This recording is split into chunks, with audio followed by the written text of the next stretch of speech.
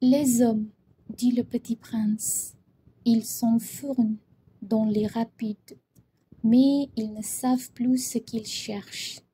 Alors ils s'agitent et tournent en rond.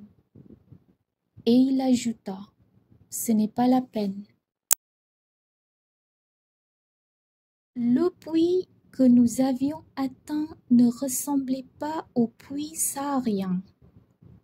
Les puits sahariens sont de simples trous creusés dans le sable.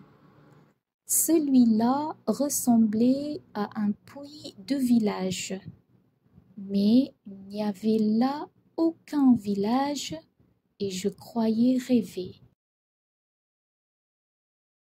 C'est étrange, dis-je au petit prince, tout est prêt.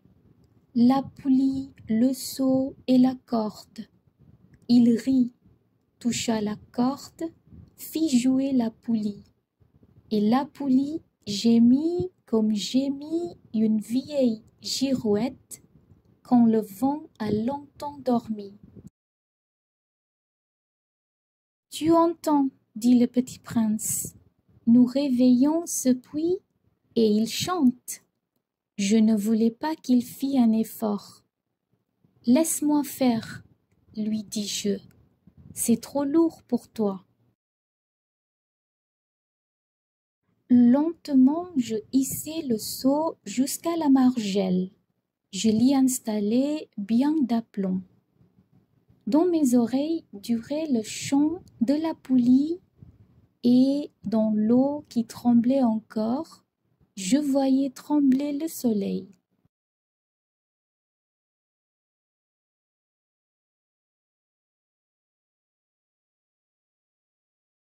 J'ai soif de cette eau-là, dit le petit prince. Donne-moi à boire. Et je compris ce qu'il avait cherché. Je soulevai le seau jusqu'à ses lèvres. Il but, les yeux fermés. C'était doux comme une fête. Cette eau était bien autre chose qu'un aliment. Elle était née de la marche sous les étoiles, du chant de la poulie, de l'effort de mes bras. Elle était bonne pour le cœur, comme un cadeau. Lorsque j'étais petit garçon, la lumière de l'arbre de Noël, la musique de la messe de minuit, la douceur des sourires faisaient ainsi tout le rayonnement du cadeau de Noël que je recevais. Les hommes de chez toi, dit le petit prince, cultivent 5000 roses dans un même jardin, et ils n'y trouvent pas ce qu'ils cherchent.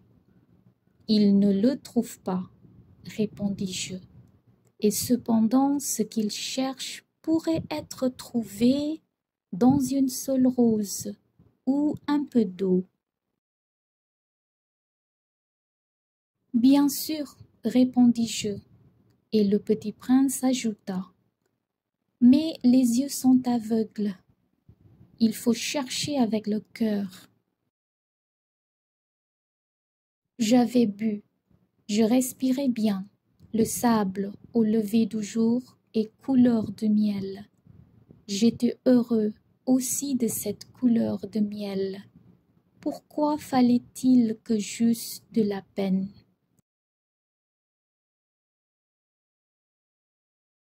Il faut que tu tiennes ta promesse, me dit doucement le petit prince, qui, de nouveau, s'était assis auprès de moi.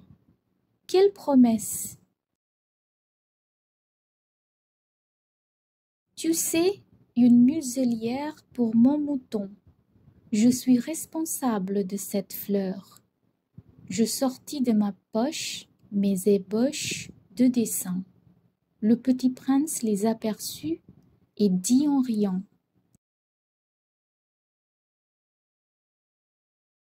tes baobabs, ils ressemblent un peu à des choux. Oh, moi qui étais si fière des baobabs. Ton renard, ses oreilles, elles ressemblent un peu a des cornes et elles sont trop longues. Et il rit encore. Tu es injuste, petit bonhomme. Je ne savais rien dessiner que les bois fermés et les bois ouverts. Oh, ça ira, dit-il, les enfants savent. Je crayonnai donc une muselière, et j'eus le cœur serré en la lui donnant. Tu as des projets que j'ignore. Mais il ne me répondit pas. Il me dit: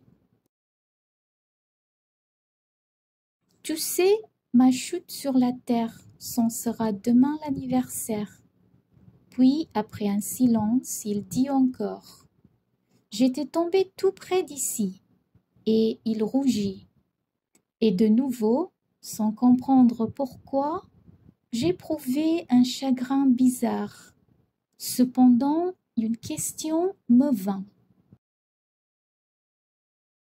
Alors, ce n'est pas par hasard que le matin où je t'ai connu, il y a 8 jours, tu te promenais comme ça, tout seul, à 1000 milles de toutes les régions habitées.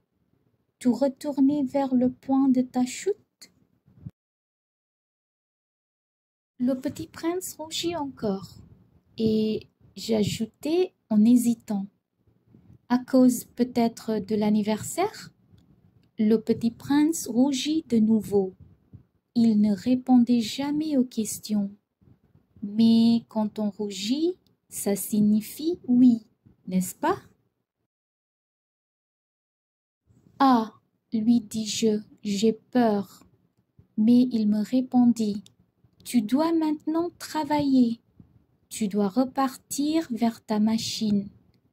Je t'attends ici. Reviens demain soir. Mais je n'étais pas rassurée. Je me souvenais du renard.